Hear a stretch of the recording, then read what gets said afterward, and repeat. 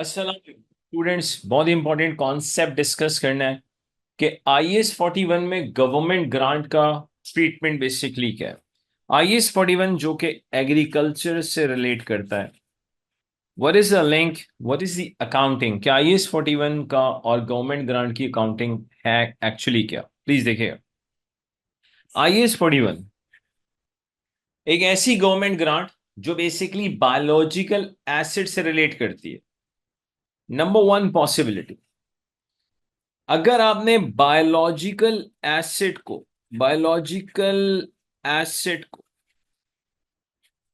Fair value minus cost to sell पे रखा हुआ है, fair value minus cost to sell पे रखा हुआ है, एक ऐसी गवर्नमेंट ग्रांट जो बायोलॉजिकल एसिड से रिलेट करती है और बायोलॉजिकल एसिड को आपने fair value minus cost to sell पे रखा हुआ है, और मान लो कि मिलने वाली जो ग्रांट है वो अनकंडीशनल है। तो प्लीज देखिएगा, unconditional government grant, unconditional government grant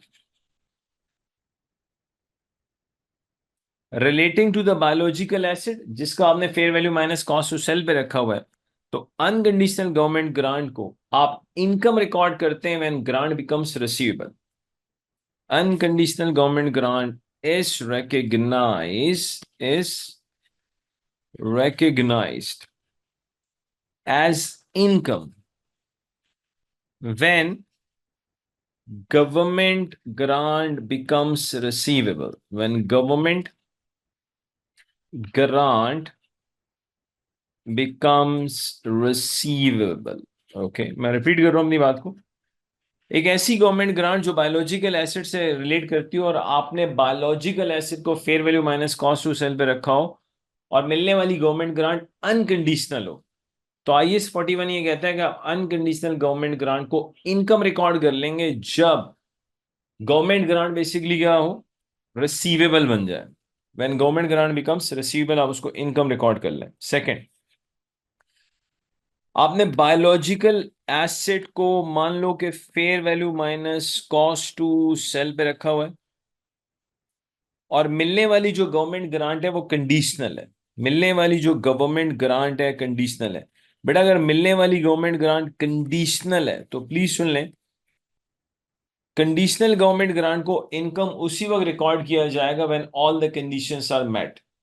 so simply conditional grant can only be recognized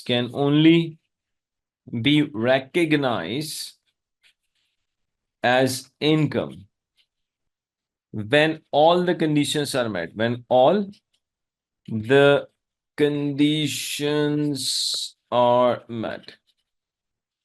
तो बड़ा मैं रिपीट कर रहा हूं अपनी बात को। IAS 41 के अंदर अगर जो गवर्नमेंट ग्रांट आपको मिलती है उसकी अकाउंटिंग क्या है, क्योंकि वैसे तो मैं पता है IAS 41 एग्रीकल्चर से रिलेट करता है, जिसमें बेसिकली हम बायोलॉजिकल एसेट के कॉन्सेप्ट की बात करते हैं, हम एग्रीकल्चर प्रोड्यूस की बात करते हैं और बेरर प्लांट्स की बात करते हैं, और बेरर प्लांट्स पे हमें पता है कि हम IAS 16 लगाते हैं। राइट नाउ हम सिर्फ एक पॉइंट एरिया की बात कर रहे हैं, government grant in IAS 41 agriculture. Simply अगर आपने बायोलॉजिकल एसेट को फेयर वैल्यू पे रखा है, मिलने वाली गवर्नमेंट ग्रांट अनकंडीशनल है, तो IAS 41 ये कहता है आप अनकंडीशनल गवर्नमेंट ग्रांट को इनकम रिकॉर्ड कर लेंगे when government grant becomes receivable.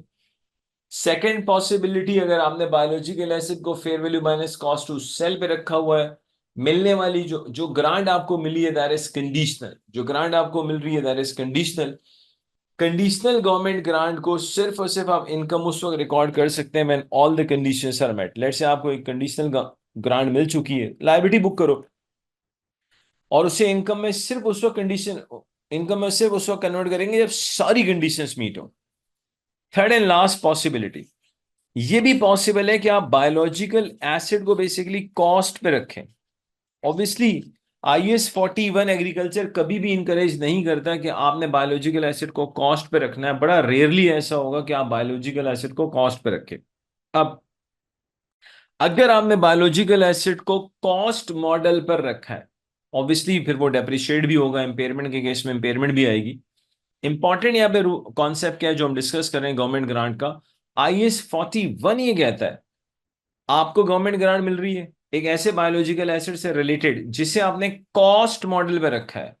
अब गवर्नमेंट ग्रांट के ऊपर जो हम अकाउंटिंग को अप्लाई करेंगे, गवर्नमेंट ग्रांट को जो हम अकाउंट फॉर करेंगे, अब वो IS-20 के थ्रू करेंगे।